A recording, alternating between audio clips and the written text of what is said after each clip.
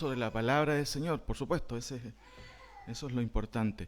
Hermanos, antes de comenzar, bueno, agradecer a todos los hermanos también que se han hecho partícipes también de la ofrenda, ¿cierto? Especial que tuvimos la semana pasada, que va en ayuda, ¿cierto? De algunos hermanos que están en necesidad y siempre es motivo de alegría ver que también la iglesia es dadivosa en este sentido y se puede ayudar. Así que hermanos, les agradezco nuevamente, públicamente desde aquí, para que también el Señor también les bendiga a todos los que pusieron o los que pudieron hacerlo, ¿cierto? Porque esto va en beneficio obviamente de hermanos que están pasando por necesidad, así que agradecido por eso. Habiendo dicho esto, ¿cierto? Quiero leer nuevamente la sección que vamos a estar estudiando esta mañana y ustedes me pueden seguir también con su vista. Por tanto, dice el versículo 1, capítulo 12, nosotros también, teniendo en derredor nuestro tan grande nube de testigos, despojémonos de todo peso y del pecado que nos asedia y corramos con paciencia la carrera que tenemos por delante, puestos los ojos en Jesús, el autor y consumador de la fe, el cual por el gozo puesto delante de él no sufrió, la cruz, menospreciando el oprobio, y se sentó a la diestra del trono de Dios. Considerad a aquel que sufrió tal contradicción de pecados contra sí mismo, para que vuestro ánimo no se canse hasta desmayar, porque aún no habéis resistido hasta la sangre combatiendo contra el pecado, y ya habéis olvidado la exhortación que como a hijos se os dice o se dirige, diciendo: Hijo mío, no menosprecies la disciplina del Señor, ni desmayes cuando eres reprendido por Él, porque el Señor al que ama disciplina y azota a todo aquel que recibe por hijo. Si soportáis la disciplina de Dios, os trata como a hijos, porque ¿qué hijo es aquel a quien el Padre no disciplina? Pero si se os deja sin disciplina, de la cual todos han sido participantes, entonces sois bastardos y no hijos. Por otra parte, tuvimos a nuestros padres terrenales que nos disciplinaban y los venerábamos. ¿Por qué no obedeceremos mucho mejor al Padre de los Espíritus y viviremos? Y aquellos, ciertamente, por pocos días nos disciplinaban como a ellos les parecía, pero para lo que nos es provechoso, para que participemos de su santidad. Es verdad que ninguna disciplina al presente parece ser causa de gozo, sino de tristeza, pero después da fruto apacible de justicia a los que en ella han sido ejercitados. Oremos nuevamente. Señor, te damos gracias por tu palabra en esta mañana. Te ruego que me dirijas y que podamos todos, Señor, poder estar atentos a ella y también, por supuesto, no salir de este lugar igual, sino con otra instrucción de tu parte para poder llevarla a la práctica. Por favor, Señor, ayúdanos a eso, a ser creyentes que practican tu verdad, que practican tu palabra y que honran tu nombre justamente con ellos. Gracias, Señor. Amén. Miren, hermanos, una pequeña recapitulación.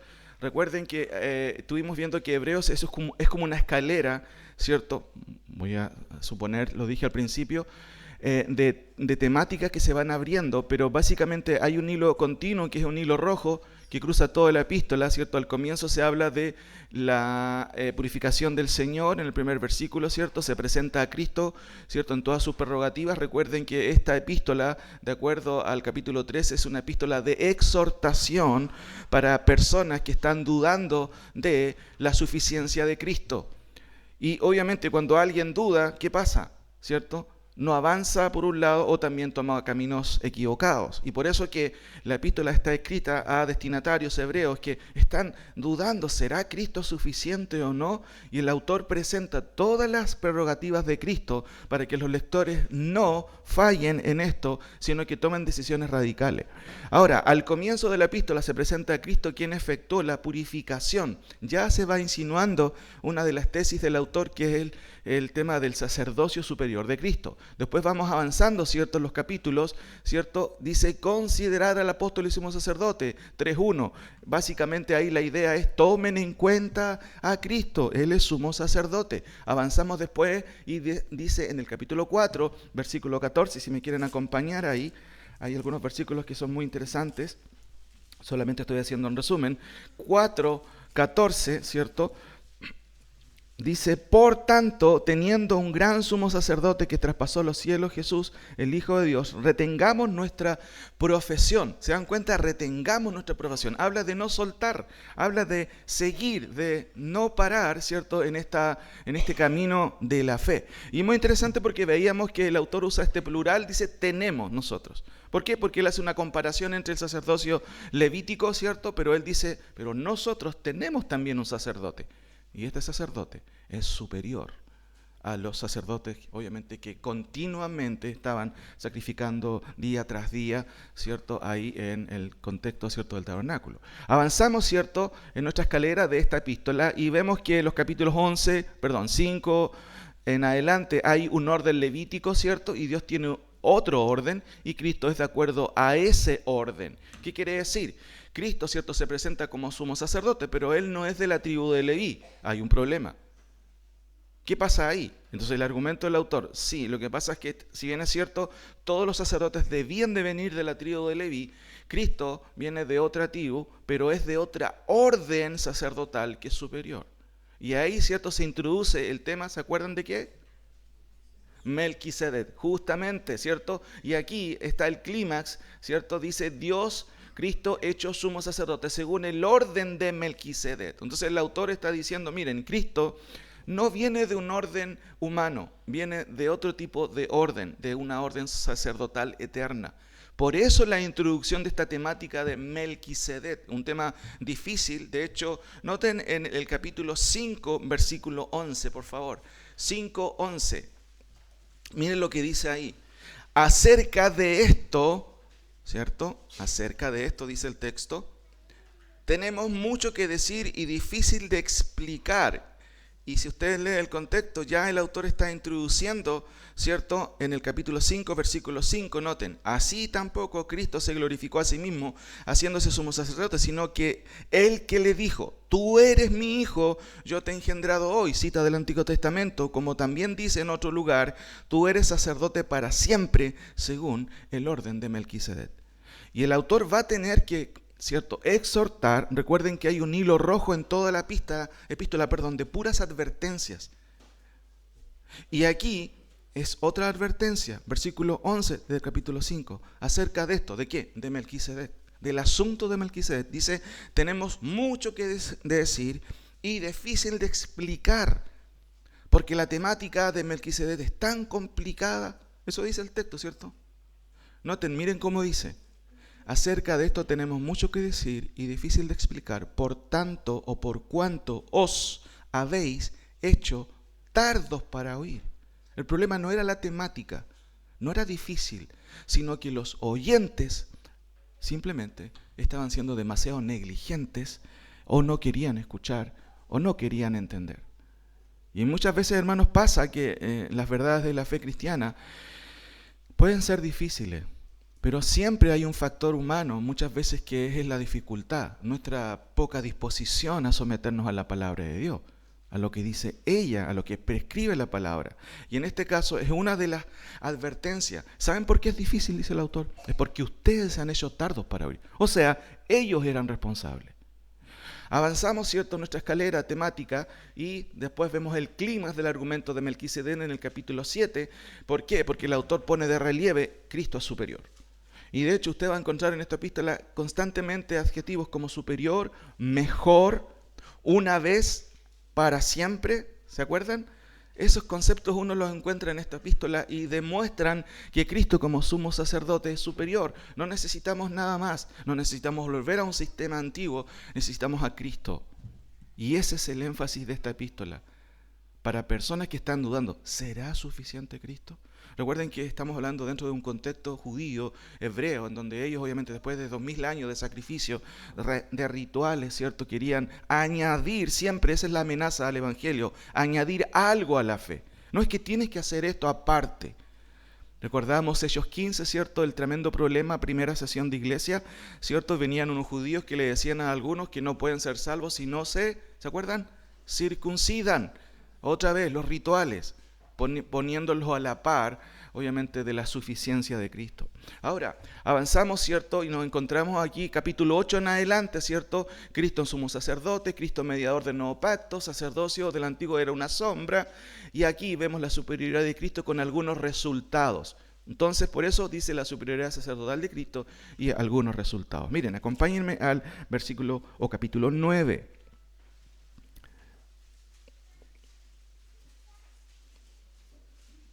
Noten el versículo 11, solamente este es un repaso, hermanos.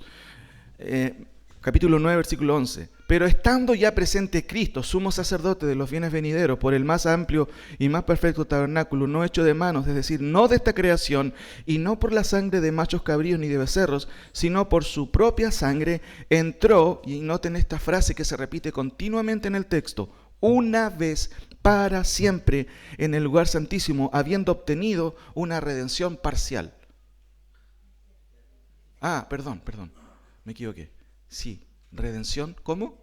Eterna. Muy bien, por eso es bueno que ande trayendo su Biblia y usted constate, porque si el predicador se equivoca, ¿cierto? Usted puede ver ahí. No, dice parcial, dice eterna. ¿Qué tipo de redención? Noten, redención eterna. Noten ahora en el versículo, por favor, 14 del capítulo 10. 14, versículo 14 del capítulo 10. Noten que en el Antiguo Testamento todo el tiempo se hacían sacrificios y ofrendas. Y aquí, dentro de los resúmenes que hace el autor, dice, capítulo 10, versículo 14, porque con una sola ofrenda hizo perfectos para siempre a los santificados. Miren qué interesante. ¿Cuántas ofrendas ofreció Cristo para ser perfecto, cabales, desde el punto de vista de la santificación posicional a los llamados? Una sola ofrenda. ¿Cuántos sacrificios se hacían en el Antiguo Testamento? Todo el tiempo, todos los días, a cada rato. Pero Cristo ofreció un solo sacrificio e hizo perfectos a los llamados. Entonces, estamos viendo aquí en esta parte la sección de la superioridad de Cristo y los resultados y las evidencias que da el autor. Finalmente, ¿cierto? Capítulo 11. Noten el capítulo 11, lo estuvimos estudiando también, y aquí hay una lista de personas, y en cierto sentido, ¿cuál es la conexión de este capítulo con lo anterior? Es como que el autor está diciendo, miren, les voy a dar un ejemplo de qué significa creer en Cristo. Y tremenda lista, ¿cierto? De hecho, el capítulo 12 dice que esta es una gran nube de testigos que también nos anima a seguir en la carrera. Y la lista es larga.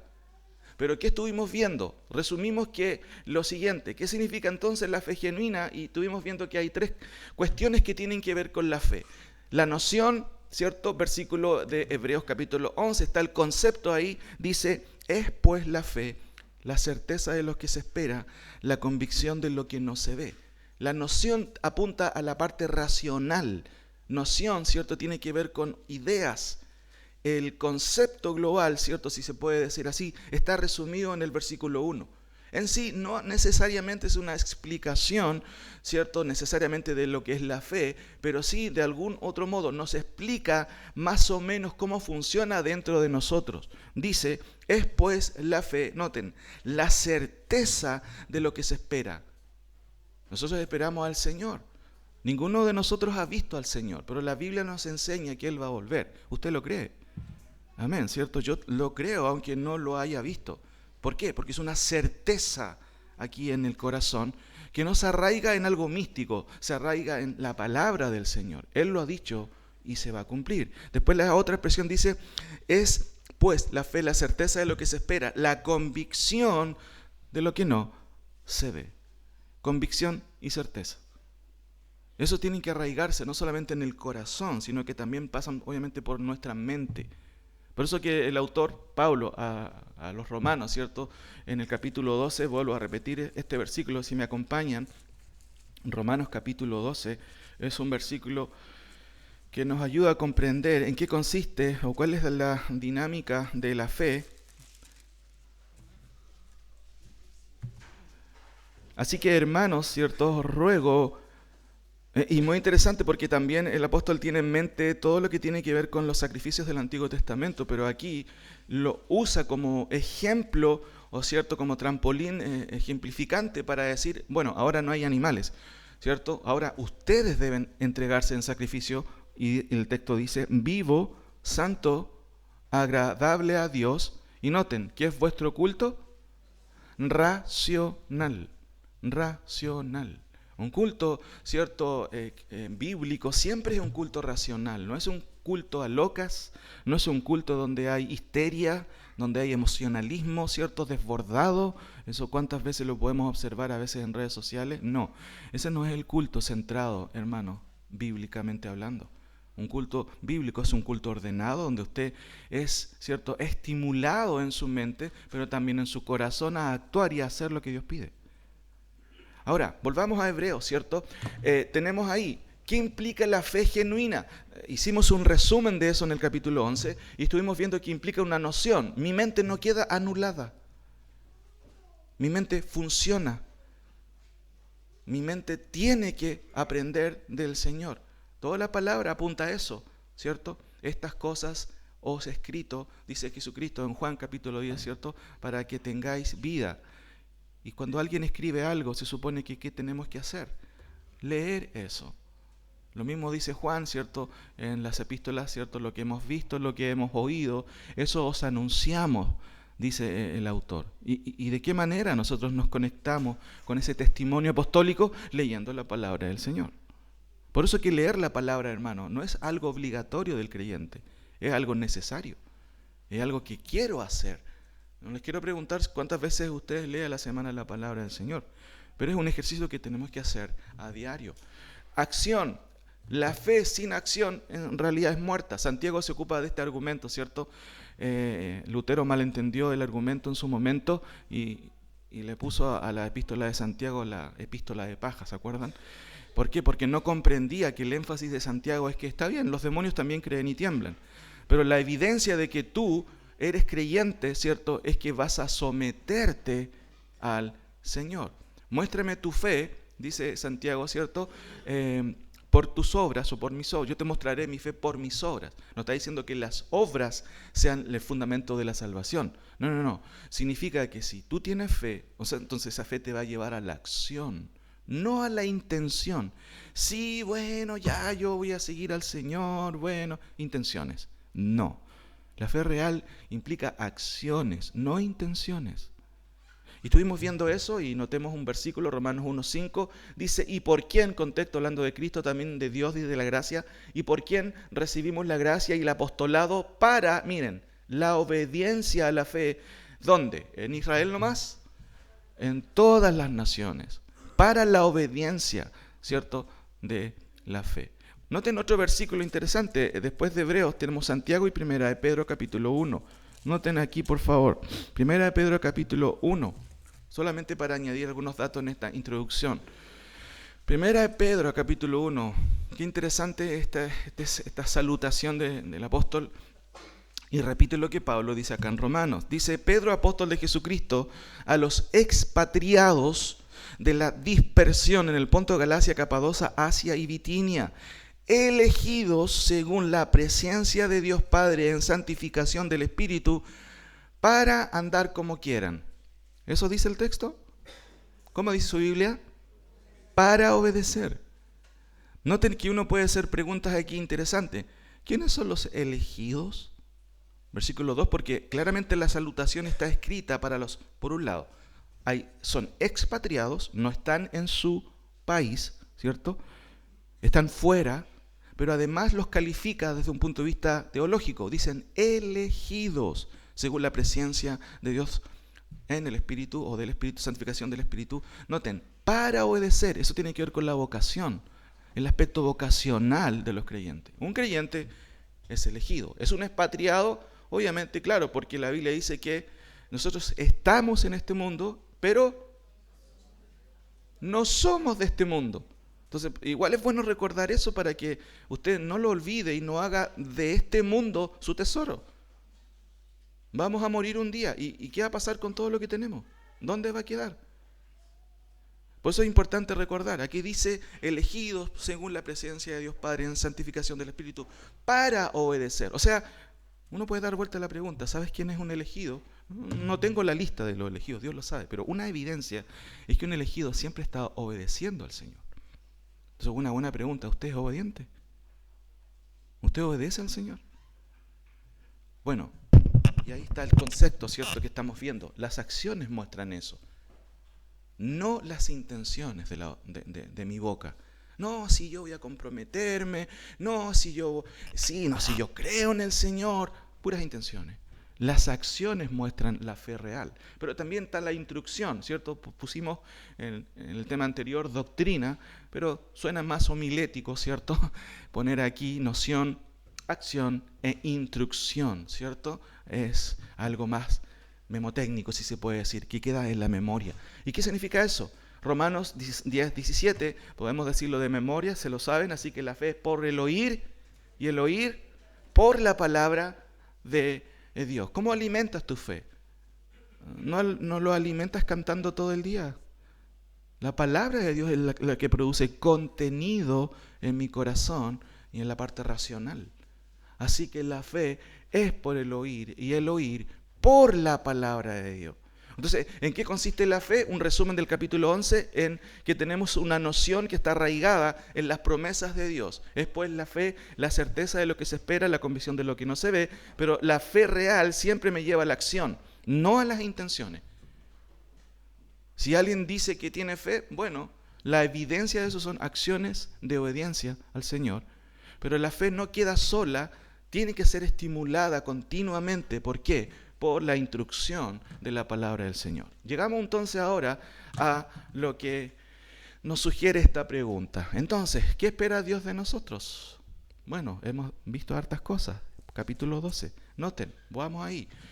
¿Qué espera Dios de nosotros, hermanos, de acuerdo a lo que vemos en este capítulo? Básicamente, bueno, si acabamos de leer esto y el autor usa el ejemplo de un atleta, no sé si se dieron cuenta.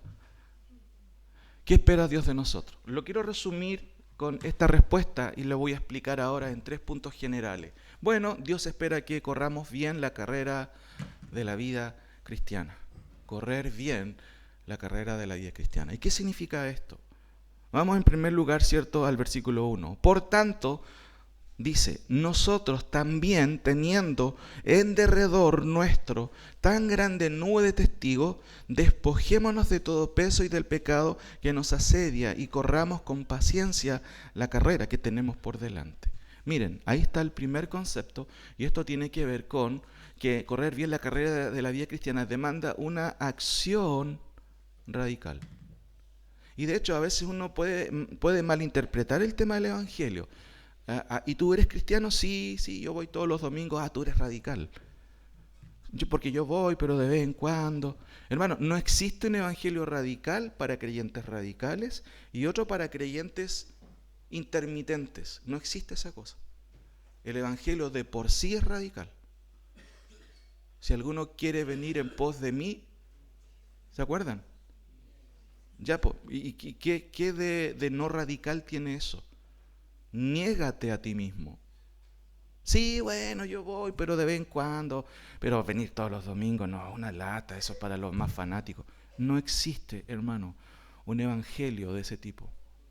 No, el evangelio de por sí es radical. O tomas en serio al Señor o simplemente no lo tomas en serio. Ahora, ¿por qué implica una acción radical? Noten, el texto lo está diciendo. Dice, por tanto, nosotros teniendo una gran nube de testigos, ¿cierto? Ahí está la acción. Despojémonos de todo peso y del pecado que nos asedia y corramos con paciencia la carrera que tenemos por delante. Algunas explicaciones de esto, hermanos. El texto, ¿cierto?, dice que debemos despojarnos de todo peso y del pecado que nos asedia. Y nótense primero lo que uno puede tomar en cuenta aquí, el contexto de la primera expresión. Porque recuerda el capítulo 11, por tanto nosotros teniendo en derredor nuestro tan grande nubes de ¿qué? De testigos, ¿cierto? La palabra testigos es el concepto que ustedes han escuchado muchas veces, mártir, ¿cierto? ¿Y qué es un mártir?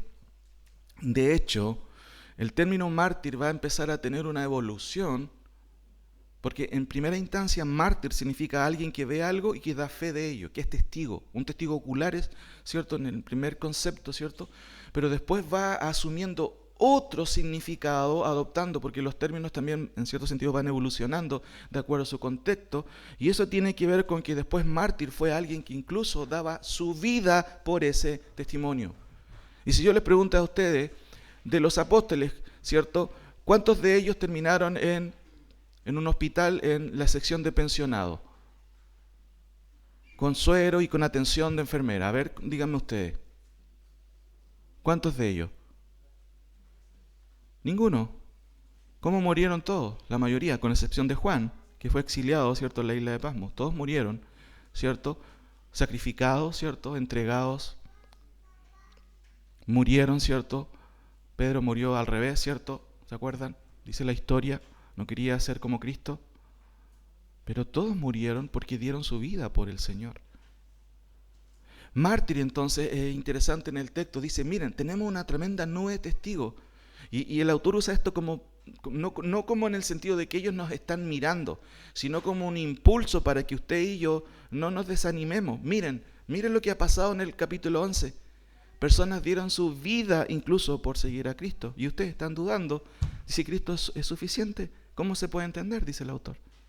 Por eso la primera expresión no podemos pasarla por alto. Por tanto, nosotros también, teniendo en derredor nuestro tan grande nube de testigos, y recién ahí empieza, ¿cierto?, el llamado directo y el llamado a la acción radical. Despojémonos, ¿cierto?, de todo peso y del pecado que nos asedia y corramos con paciencia la carrera que tenemos por delante. Claramente aquí está el concepto de atleta, de la figura de alguien que es atleta. El punto es, no hay creyente genuino, hermanos, que no actúe producto de su fe. Usted cree en verdad, entonces usted va a estar haciendo cosas, actuando, no solamente teniendo intenciones, ¿cierto?, religiosas, sino que va a actuar y va a tomar decisiones en obediencia justamente al Señor.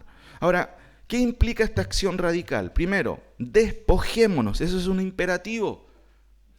Despojarnos de todo peso y del pecado que nos asedia. Y es una instrucción que da el autor y tiene en mente, como ya dije, la figura del atleta. Si uno se pone a pensar en un atleta, no sé si usted ha visto los atletas corriendo con zapatos de seguridad. ¿Lo ha visto? ¿Se imagina? Y si usted ve ahora cómo corren los atletas, cómo está tan sofisticado, ¿cierto? Incluso su vestimenta, sus zapatillas, su ropa, ¿para qué hacen eso? ¿O por qué la industria deportiva, ¿cierto?, ofrece una gran alternativa, ¿cierto?, a los atletas para que no haya ni un estorbo en su carrera? Para que puedan, ¿cierto?, salir, ¿cierto?, como se dice, corriendo a toda velocidad, que no haya peso en sus pies y en su ropa también. Bueno, hermano, el autor usa este ejemplo como para ayudarnos a entender que hay pesos en nuestra vida que no nos dejan correr. Hay pesos, ¿cierto?, que nos impiden avanzar. Y el creyente, por supuesto, debe despojarse. Incluso la idea de despojarse es tirar lejos. De acuerdo a la historia, antiguamente, ¿cierto?, en el contexto de todo lo que se señala aquí, los atletas corrían desnudos. Eso no es una instrucción de la Biblia, por favor. No va a correr desnudo usted. De hecho, las mujeres no eran aceptadas dentro del Coliseo y corrían solamente los hombres. Y justamente porque corrían desnudos, para evitar todo tipo de resistencia, ¿cierto?, externa, paralelamente, por supuesto, al peso que tenía que tener el atleta. Porque evidentemente un atleta con un poquito de peso no va a funcionar, ¿cierto? Por supuesto que no. Ahora, el término peso interesante es aquello que se transforma en un estorbo o impedimento para seguir, y el Señor, ¿cierto?, claramente aquí lo expresa. Esto quiere y requiere, por supuesto, preguntarnos qué vienen a ser pesos que estorban nuestra carrera cristiana. El autor toma ese ejemplo, pero también la pregunta para nosotros es, bueno, ¿qué peso tenían específicamente los creyentes aquí a quienes el autor escribe? Y claramente uno de los pesos tenía que ver con la tradición de seguir las tradiciones judaicas, ¿cierto?, de todo lo que tenía que ver el Antiguo Testamento, los rituales, y eso llegó en su momento a ser un estorbo para ellos. Por eso, hermanos, que esto tiene que ver, y lo podemos resumir como la doctrina. Noten, acompáñenme al capítulo 2 de Hebreos, capítulo 2.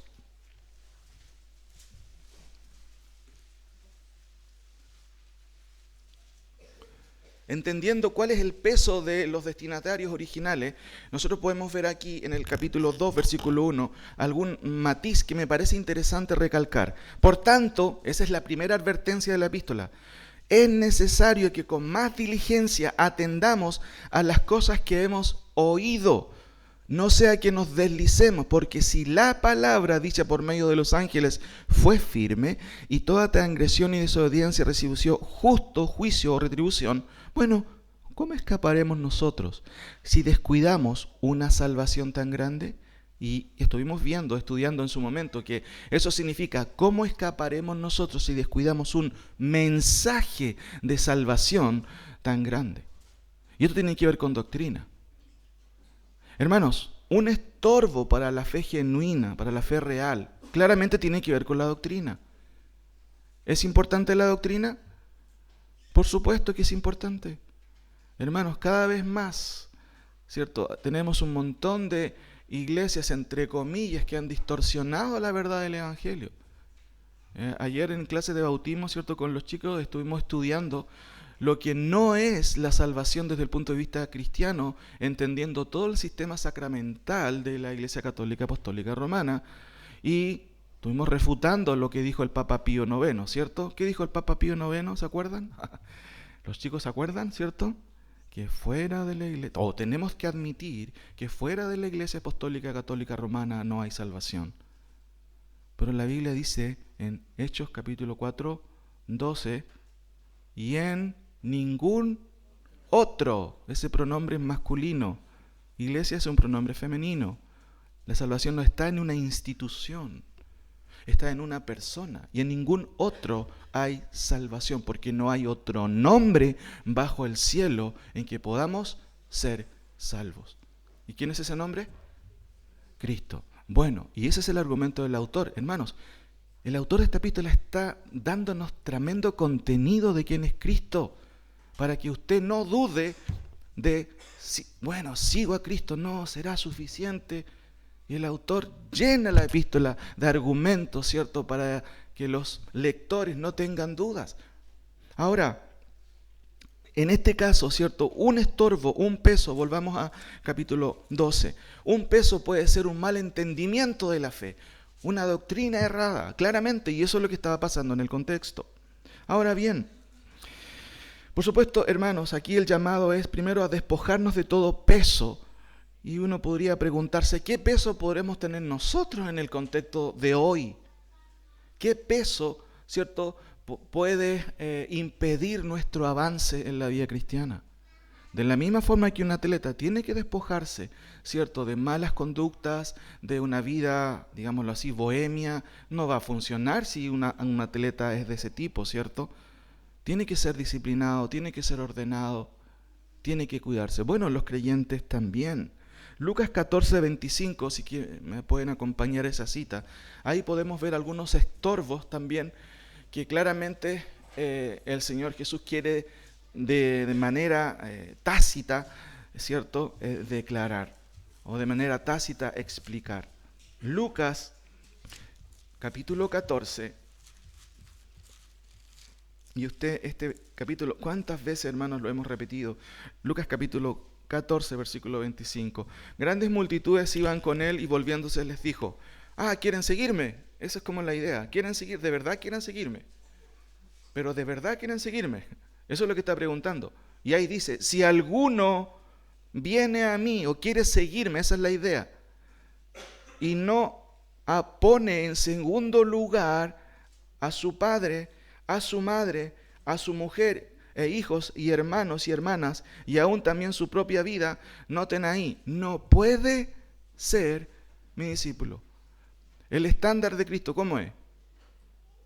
¿Mediano? Es alto. Hermanos, ¿cuántos ejemplos tenemos de personas que se han peleado en su familia por seguir a Cristo? Otros no han podido pasar ese estándar. ¿Por qué? Porque aman más o a su familia o a sus hijos, ¿cierto?, más que a Cristo.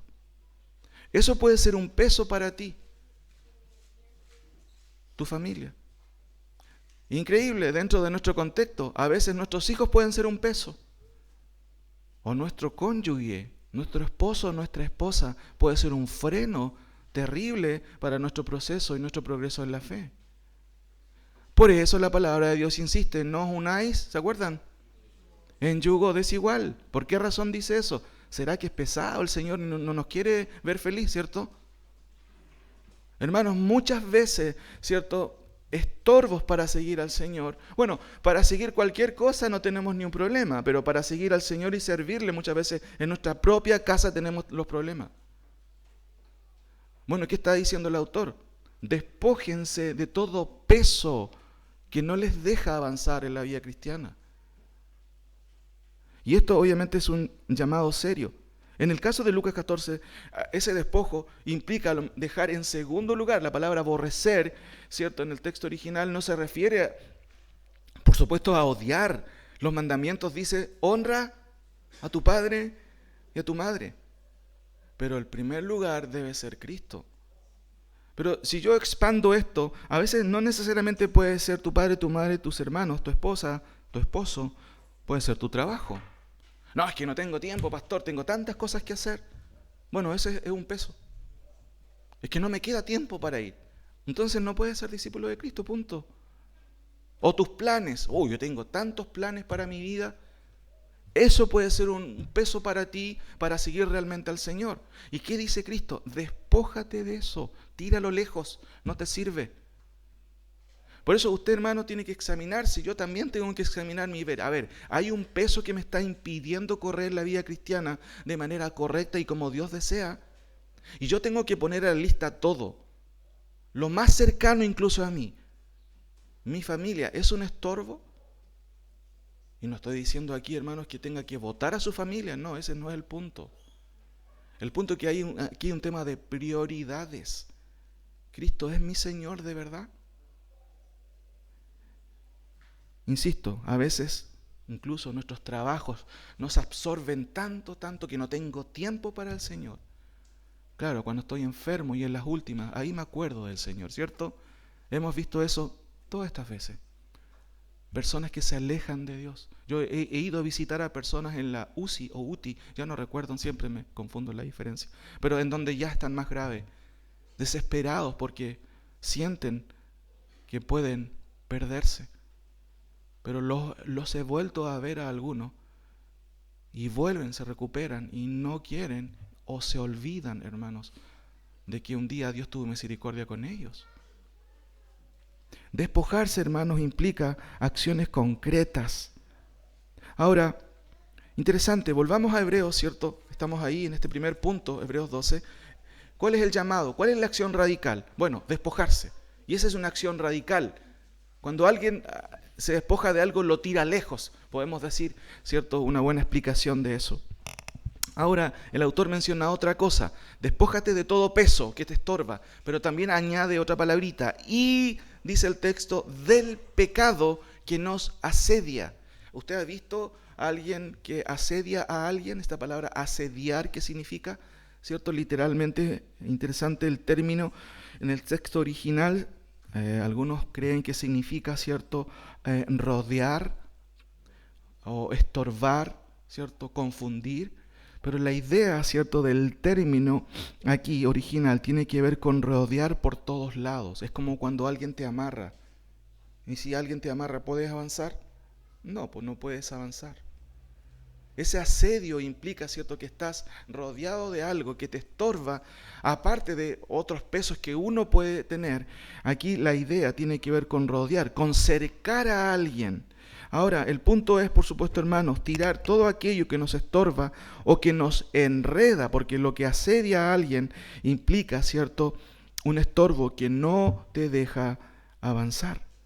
Ahora, como dije, la instrucción anterior se añade, despojémonos de todo peso y del pecado que nos asedia.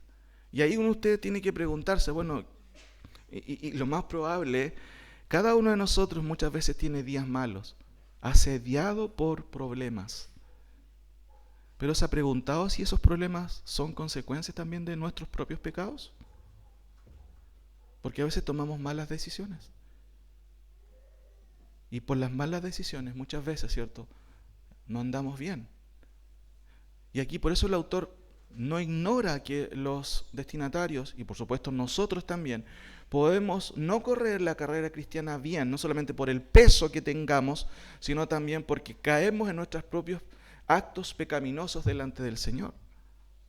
Ahora, ¿cuál es la acción radical? No nos olvidemos, despójense de todo peso, ¿cierto? Y de todo pecado que me enreda en la vida cristiana. Y hermanos, nosotros tenemos que ser valientes para confrontar el pecado, sea cual sea el pecado. Pastor, estoy luchando con esto. O a los demás pastores, ¿cierto? Ancianos de la iglesia, ayúdame en oración, este es mi problema. Estoy luchando con esto, me está asediando esta situación. Y claramente el sinónimo de desechar también es cortar con algo.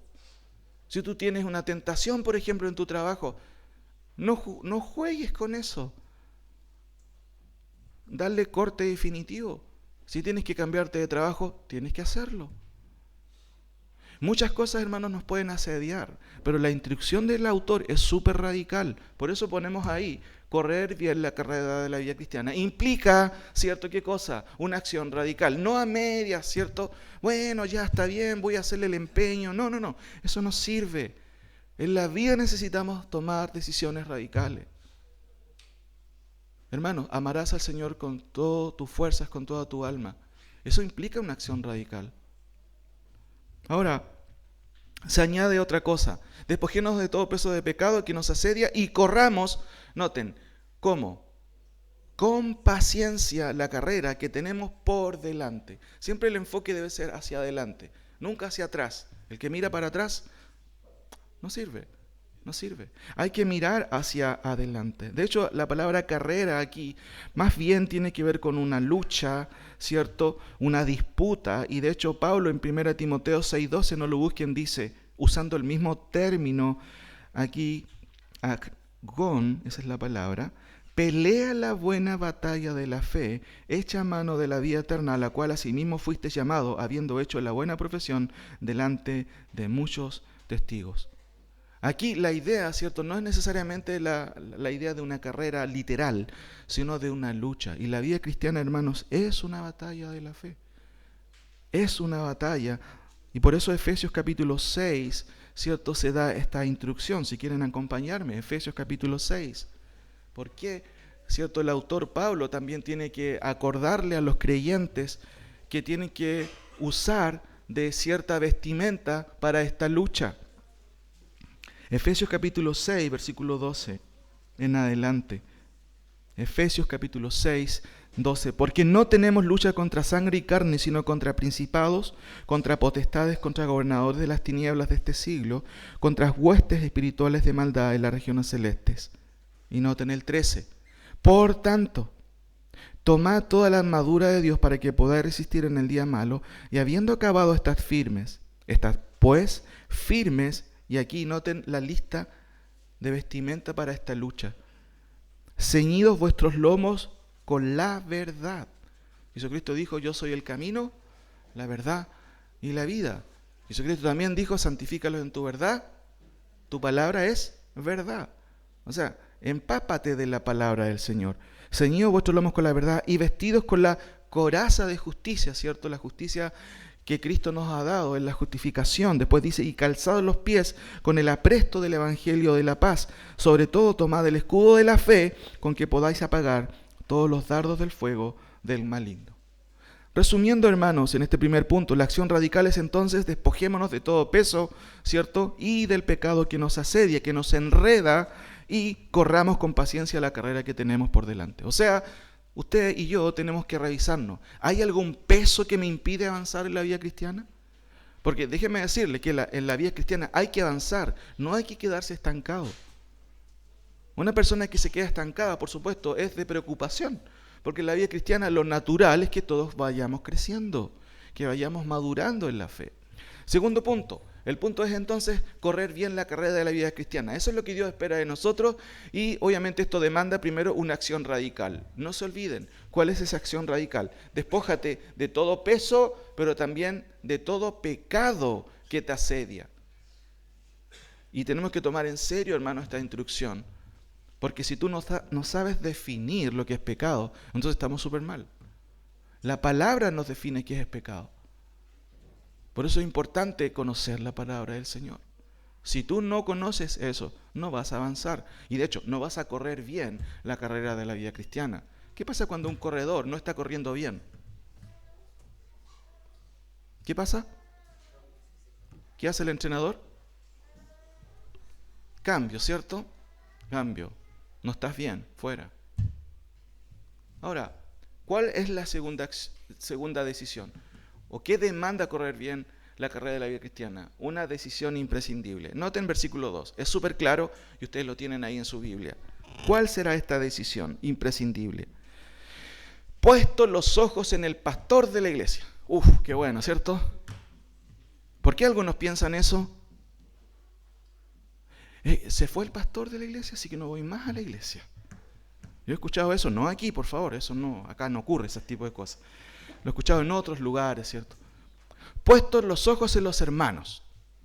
¿Por qué a veces uno piensa que, no sé, los hermanos, yo no voy más a la iglesia porque no, esa persona va a la iglesia y es donde tenemos puestos los ojos? Hermano, esto se ha dicho de diferentes formas.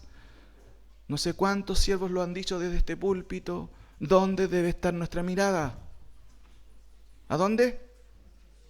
En el Señor Jesucristo. ¿Cuál es la razón por la cual yo debería poner mis ojos en Cristo y no en las personas? El autor lo está diciendo. Miren, qué interesante. Puestos los ojos en Jesús, miren, el autor y consumador. ¿Le parece poco eso? Pues ya muchas veces ponemos los ojos en personas equivocadas.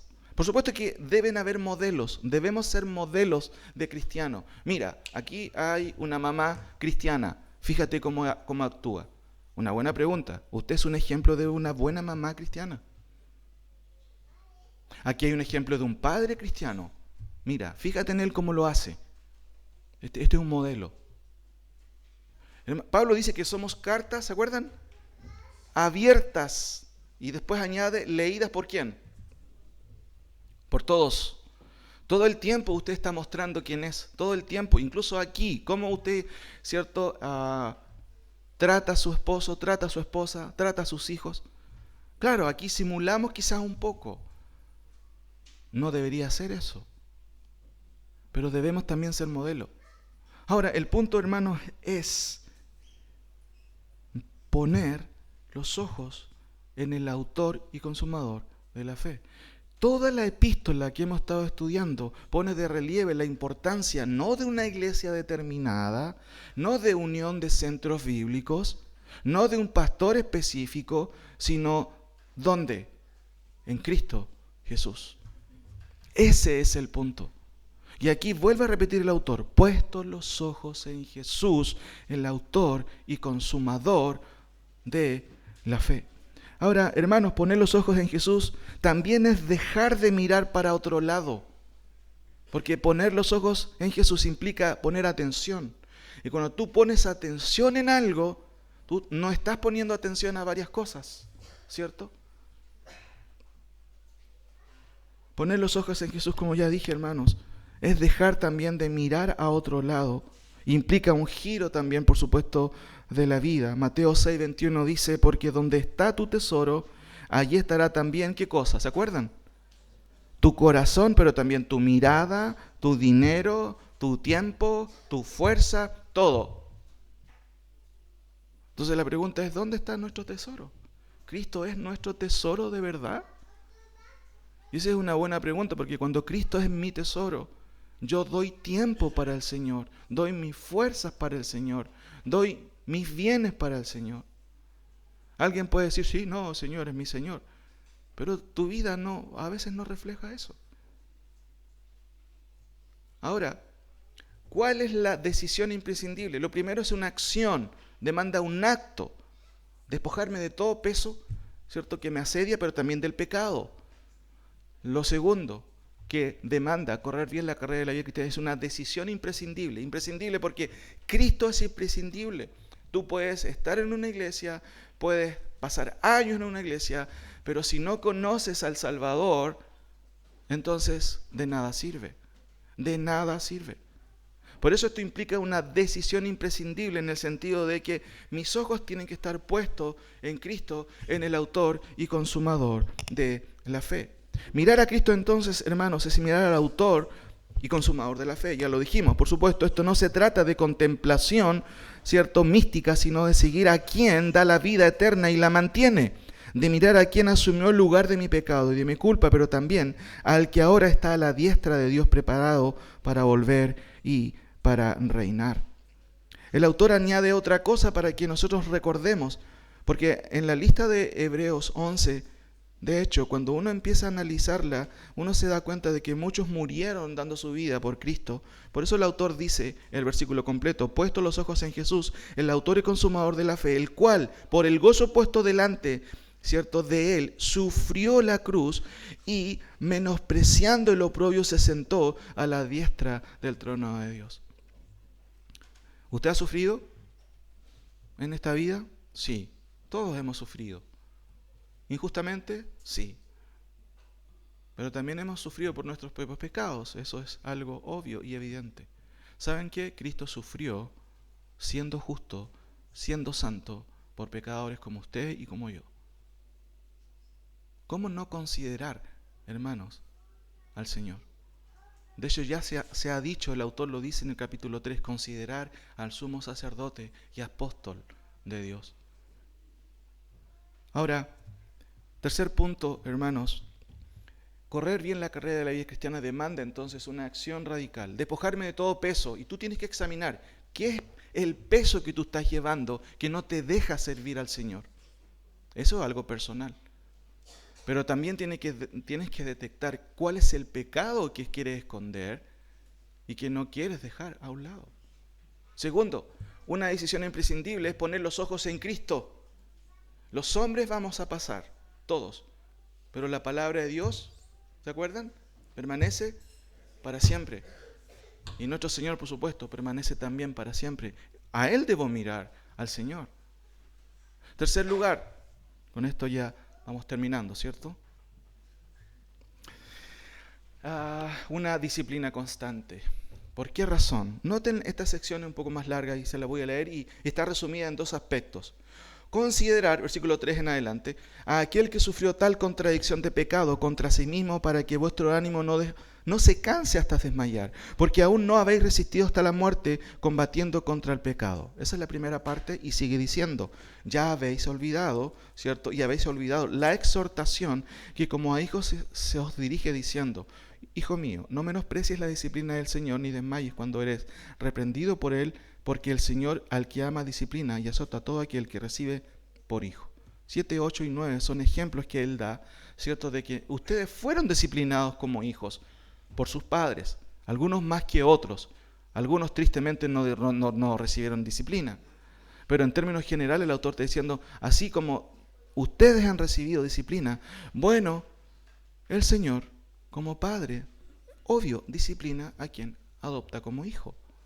Ahora, la primera parte, versículo 3 y 4, hermanos, aquí hay algo interesante porque básicamente lo que está haciendo el autor es animar al atleta cristiano, ¿cierto?, a no desmayar.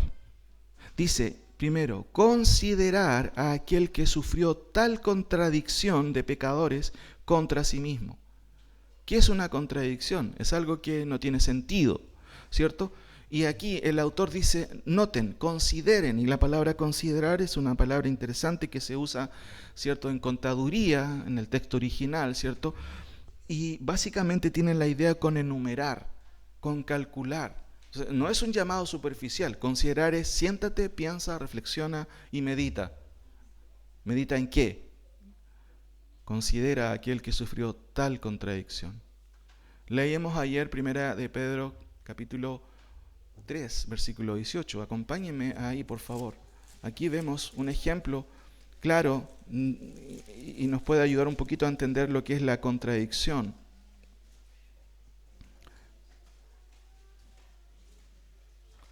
Primera de Pedro 3, 18. Miren qué contradicción.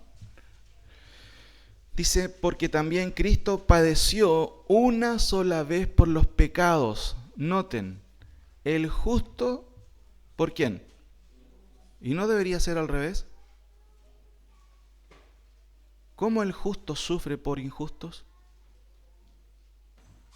Hermanos, cuando el autor de Hebreos tiene en mente esta idea de contradicción, está diciendo, miren, ustedes deberían haber pagado sus propios pecados, pero aquí hay una contradicción tan grande que el justo, el santo que no cometió pecado, muere en lugar de pecadores.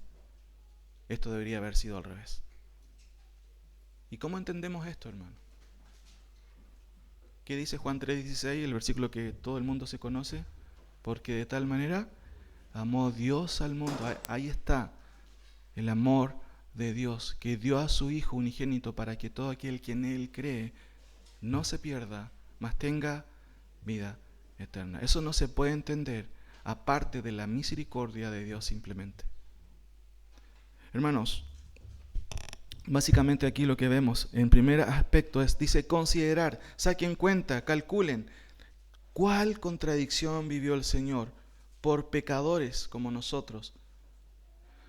¿Sufres contradicciones tú en la vida? Claro, sufrimos injusticia a veces. Pero el autor está diciendo, lo que tú puedes sufrir no se compara a lo que el Señor sufrió. Entonces, anímate, esa es la idea. No hay suficientes razones para abandonar la carrera. Esa es la idea. Considerad aquel que sufrió tal contracción de pecados contra sí mismo, y ahí está el objetivo, para que vuestro ánimo no se canse, ¿cierto? Y después, ¿qué dice?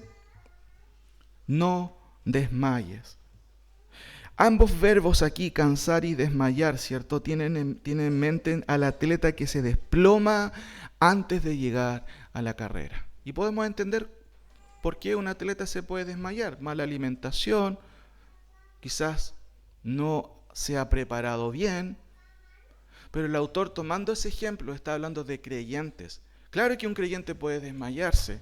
Claro que un creyente, y me refiero espiritualmente, puede perder su ánimo, puede cansar. Pero noten el motivo por el cual tenemos que seguir adelante. El autor dice, miren, consideren a Cristo, que sufrió tal contradicción. ¿Tienes razones de verdad para desmayar? No tienes razones. Hermano, eso no quiere decir que el Señor no nos supla, no nos dé aliento cuando pasamos dificultades. Eso no quiere decir. El punto es que no hay razones para decir, chao, nunca más sigo el Evangelio. Eso sería terrible, por supuesto. Y el autor está diciendo, no tienes razones para desmayar en la carrera de la fe. Descansa un poco, toma agua, ¿cierto? Pero avanza, sigue hacia adelante. El llamado entonces tiene el propósito de considerar, hermanos, realmente a quien ha sufrido contradictoriamente para que nosotros no desmayemos, ¿cierto? O no nos desplomemos en la carrera de la fe. Pero también el término desmayar aquí implica, ¿cierto?, quizás abandonar la carrera, aflojar de repente. Y esto implica muchas veces, ¿cierto?, quizás no avanzar, quedarme estancado. Por eso, hermanos, resumiendo lo que acabamos de ver, después de haber visto, ¿cierto?, gran parte de lo que el autor de Hebreos está diciendo, el capítulo 11 muestra una serie de ejemplos de lo que es la fe. Por supuesto que ahora vienen una especie de claros llamados. En el capítulo, cierto mismo, los versículos que siguen a continuación, noten, por favor, ahí, versículo 7 en adelante. Si soportáis la disciplina, Dios os trata como a hijos, porque ¿qué hijo es aquel a quien el Padre no disciplina? Pero si se os deja sin disciplina, de la cual todos han sido partícipes, entonces sois bastardos. Aquí la idea de bastardos es ilegítimo, ¿cierto? Una palabra fuerte, sin duda. Y claramente el autor está diciendo, tú puedes ser hijo, sí, perfecto, pero hay personas que no son hijos de Dios o son ilegítimos. Por otra parte, tuvimos a nuestros padres terrenales que nos disciplinaban y los venerábamos o los respetábamos. Bueno, ¿por qué no obedeceremos entonces mejor al Padre de los Espíritus y viviremos? Y aquellos ciertamente pocos días nos disciplinaban porque a ellos les parecía, pero para lo que nos es provechoso para que participemos de su santidad. Es verdad que ninguna disciplina al presente parece ser causa de gozo, sino de tristeza. pero después da fruto apacible de justicia a los que en ella han sido ejercitados. ¿Cuál es la idea final, hermanos, en esta sección?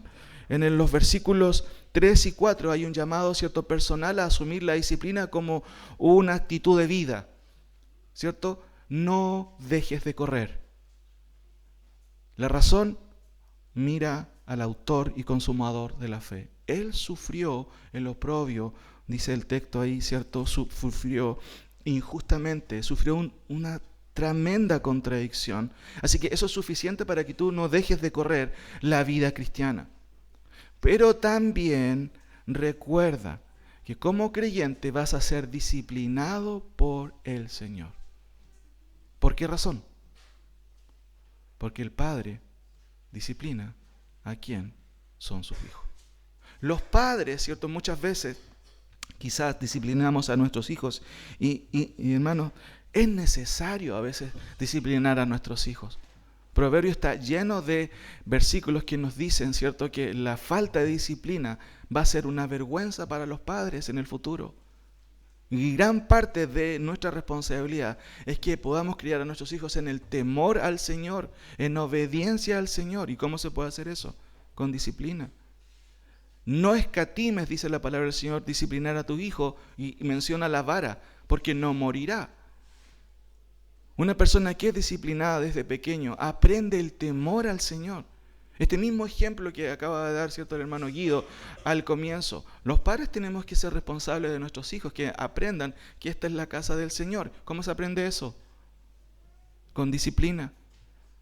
¿Hay niños inquietos? Claro, aquí tiene uno usted al frente, un niño inquieto, cuando chico, ¿cierto? Pero hermanos, la disciplina es parte de la vida cristiana. Aquí el autor toma el ejemplo. Nuestros padres nos disciplinaban y para nuestro beneficio. Bueno, el Señor también disciplina. Por eso que la última instrucción dice lo siguiente. Es verdad que ninguna disciplina al presente parece ser causa de gozo, sino de tristeza. Pero después da fruto apacible de justicia a los que en ella han sido ejercitados. Hermanos, tomemos en cuenta estas instrucciones, porque son palabra del Señor. Entonces, y termino con esto, correr bien la carrera de la vida cristiana demanda, resumen, una acción radical. ¿Cuál es esa acción radical? Despojarse. ¿De qué cosa? Cualquier peso que me impida correr bien la carrera, pero también de pecado, que me asedia y no te impide, te estorba, te enreda en los pies. Despójate. El llamado no es a jugar con el pecado. Cuidado, hermanos. Nadie puede jugar con el pecado y terminar bien. Por eso, aléjate del pecado. Segundo, una decisión imprescindible. ¿Dónde tienes que mirar? ¿El templo? ¿La iglesia? ¿Los líderes? ¿A quién? Puestos los ojos ¿en quién? En Jesús. ¿Por qué? Porque Él es el autor y consumador de la fe. Y tercero, una disciplina constante. Cuando sientas desmayar, cuando sientas que no puedes, mira al Señor. Sufrió tal contradicción. Ese debe ser un motor y gasolina suficiente para ti y para mí, para no abandonar, hermanos, la carrera de la fe. Oremos al Señor. Señor, te doy gracias por tu palabra, te doy gracias que tú nos animas, a pesar de que sin duda tú dijiste, en este mundo tendréis aflicción. Pero no tenemos aflicciones como tú, Señor, sufriste. Por eso, Padre, Señor, ayúdanos a despojarnos de todo pecado, de todo peso que nos estorba. Confusiones muchas veces en nuestra mente. Aún, Señor, nuestros propios planes, nuestros sueños, que nos estorban para seguirte de manera radical, no a medias. Y eso es lo que tú quieres, todo de nosotros. Por eso tú también en tu palabra nos dices, si alguno quiere venir en pos de mí, y no se niega a sí mismo, bueno, no puede ser mi discípulo. Señor, ayúdanos a tomar en serio estas palabras y a despojarnos de todo peso y del pecado que muchas veces nos enreda y no nos permite avanzar. Pero también, Señor, ayúdanos a poner nuestros ojos en ti, no en los hombres, no en nosotros mismos, porque nosotros caemos, fallamos, pero tú eres fiel, tú no fallas. Y por último, Señor, ayúdanos también a poder ser disciplinados en la vida cristiana. Una persona que es indisciplinada no va a llegar a ningún lado. Y en la vida cristiana necesitamos ser disciplinados en la oración, en la lectura y meditación de tu palabra, pero por sobre todo en la obediencia a tu palabra. Padre, ayúdanos a aceptar cuando tú nos disciplinas también. Cuando tú, Padre, nos haces pasar por dificultades, no nos dejes, Señor, caer en el desmayo propio de alguien que está corriendo la vida cristiana o en desplomarnos, Señor. Por favor, levántanos para poder entender muchas veces que tus tratos con nosotros son necesarios para que podamos ser obedientes a ti. Muchas gracias, Señor, por tu palabra. En el nombre de Jesús. Amén.